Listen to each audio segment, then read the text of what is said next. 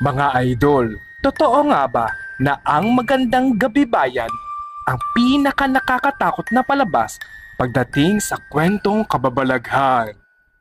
Tara po at alamin po natin, babalala mga idol, kung kayo po ay likas na matatakutin at kung ayaw nyo pong nakakarinig ng ganitong klaseng kwento, skip nyo na lang po ang videong ito, okay?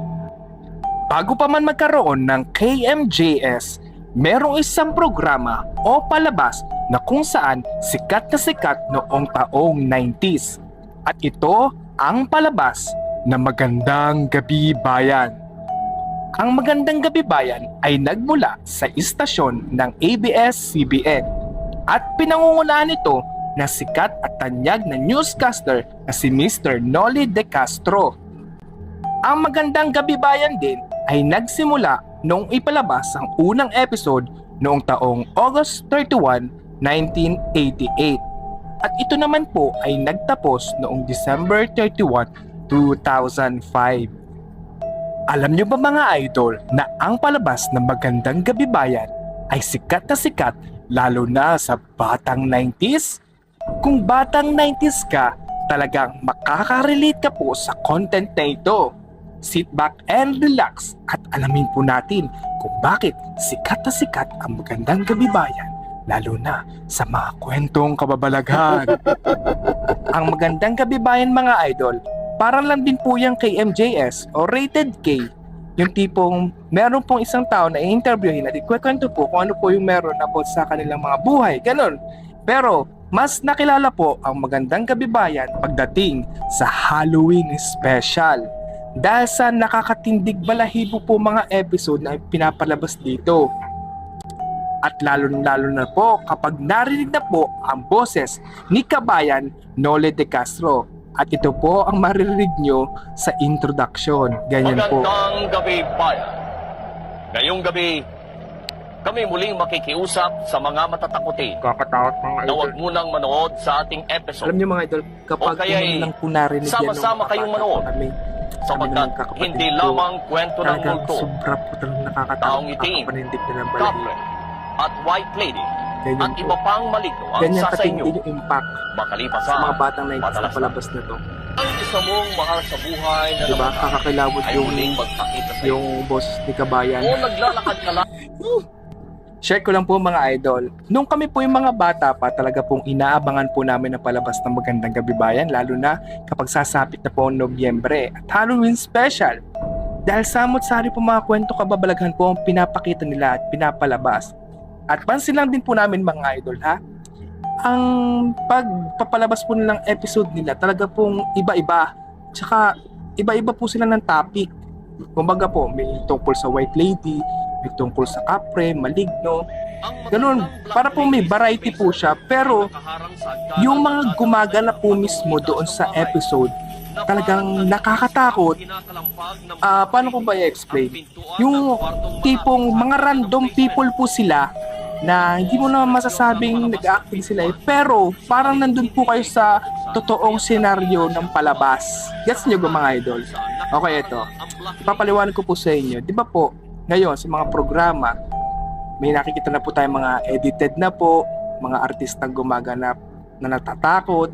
Pero dun po sa Magandang Gabi Bayan, random people lang po sila na sabihin po natin na meron po silang script pero hindi mo po siya mahahalatang scripted dahil sa flow ng kwento, magaling po silang magagaling po silang mag-reenactment. Yun. Kasi sa palabas po ngayon, aminin po natin, minsan may edited na, tapos may mga visual effects pa. Doon po talaga sa Magandang Gabi Bayan, talagang totoong scene. Ako sa halimbawa, minsan nasa sementeryo, minsan nasa gubat, na animoy, bigla lang may lalabas na multo, maligno, gayon, basta.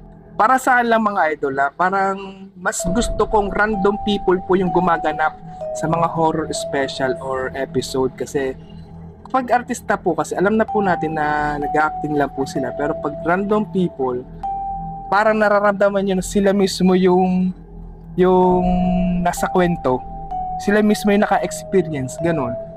Parang true to life talaga kapag napanood nyo po yung Magandang Gabi Bayan. At ang mga nagustuhan ko rin po sa palabas na Magandang Gabi Bayan, yung mga gumagana po ng ghost, maligno, napakaganda po ng kanilang mga costume at saka ng kanilang mga makeup. Talaga po nakakapukaw ng atensyon at nakakatakot po pag pinanood ninyo. Promise. Yung tipong nasa imagination po natin na itsura ng multo, ganun-ganun po talaga sa Magandang Gabi Bayan mga idol. Kung gusto nyo po mapanood, meron po yung sa YouTube channel nila. Mga idol, meron din po kami natatandaan na episode na kung saan sobra rin po kami natakot. At yung episode na yan po, yung parang batang babae na bigla na lang tumakbo sa video, tumawid, na napakabilis. Anino lang po siya, napakabilis. Nakuhanan po yan ng video.